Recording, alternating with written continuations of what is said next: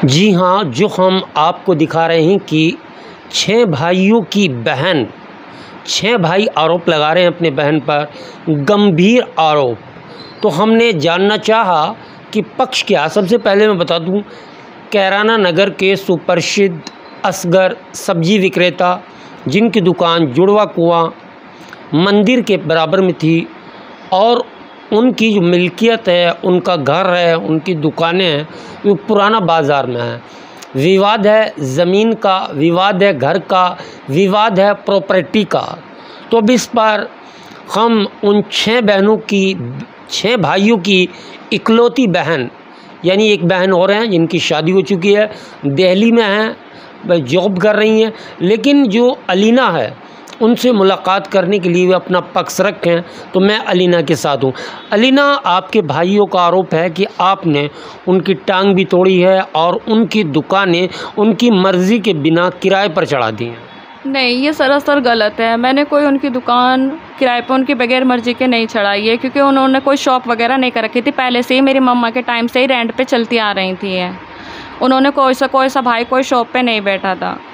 दूसरा आरोप है कि आपने उनको जीने से धक्का दे करके उनकी टांग तोड़ दी। इस बात की गवाह पुलिस डिपार्टमेंट है, क्योंकि मैंने कोई हाथ नहीं लगाया। मैं तो ऊपर तक भी नहीं गई हूँ। वो पुलिस वाले आए थे, क्योंकि ये नकली नोट चलाते हैं। नकली नोट में इनका नाम है, 50,000 का इनाम हो चुका है और इसलिए पुलिस आई थी। 50,000 का इनाम किस पे घोषित किया पुलिस ने? वकील पे।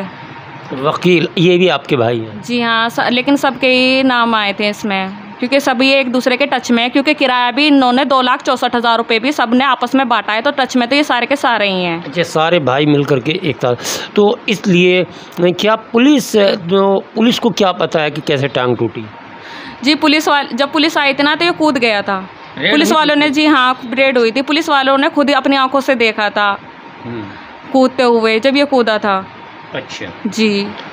अब उनका आरोप है कि आप घर में नहीं रहती हो, ताला नहीं खोलती हो, उनको घर में आने नहीं देती और उन पर आरोप लगाती हो गंभीर किस्म के। जी नहीं, मैं कोई आरोप नहीं लगाती हूँ। उन्होंने मेरे साथ मार पिटाई करी है। मेरे टांके भी आए हैं और मेरे यहाँ पे भी आए हैं टांके, क्योंकि उन्होंने मेरी चोट मारी है बहुत ज़्यादा गंभीर हालत में। उन्होंने मुझे बांध दिया गया था। मैं नमाज़ पढ़ रही थी फजर के टाइम। मैं नमाज़ पढ़ते हुए उन्होंने सारी भाभियों ने मिर्ची लेके आई थी और है ना, मेरे लिए आंखों में डालने के लिए। मैं नमाज़ पढ़ रही थी। नमाज़ पढ़ते हुए उन्होंने पूरा भूरे के घर में पनाह ली थी। इन्होंने भूरे के घर में से आई है सुबह के 4 बजे, फिर 6 बजे इन्होंने यहाँ से एंट्री की। नमाज, सर्दियों में अंधेरा रहता है, काफ़ी सर्दियों की बात है ये अभी की।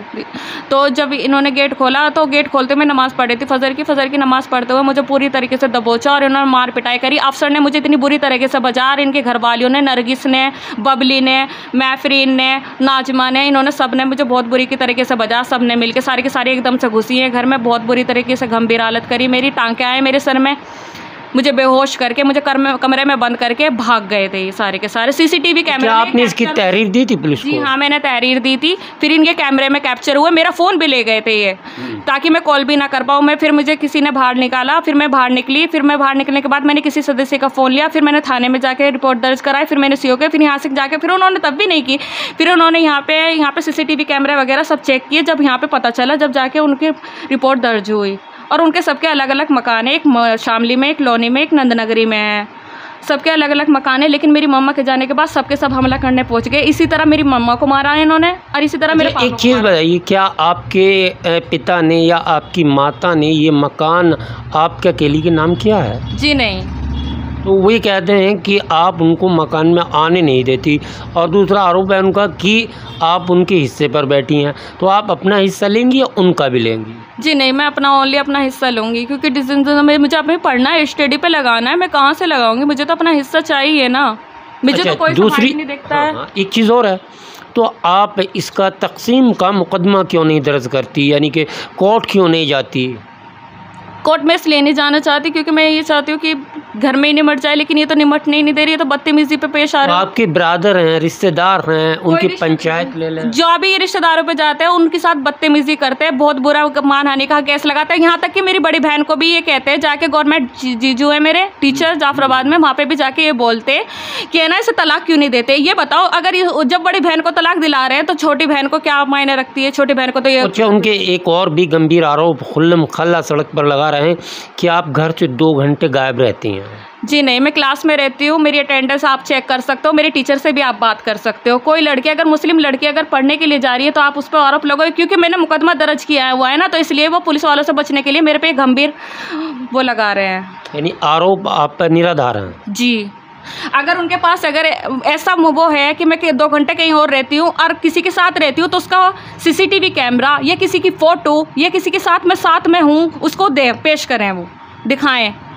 तो आपकी नज़र में उनके आरोप सभी निराधार हैं? जी हाँ। अच्छा, एक और भी कह रहे हैं कि वे हमारे पर आपके साथ बस सलूकी यानी अश्लीलता का भी आप आरोप लगा सकते हैं क्या अपने भाई पर? जी, ऐसी कौन सी बहन है जो अपने भाई पे ऐसा लगाएगी?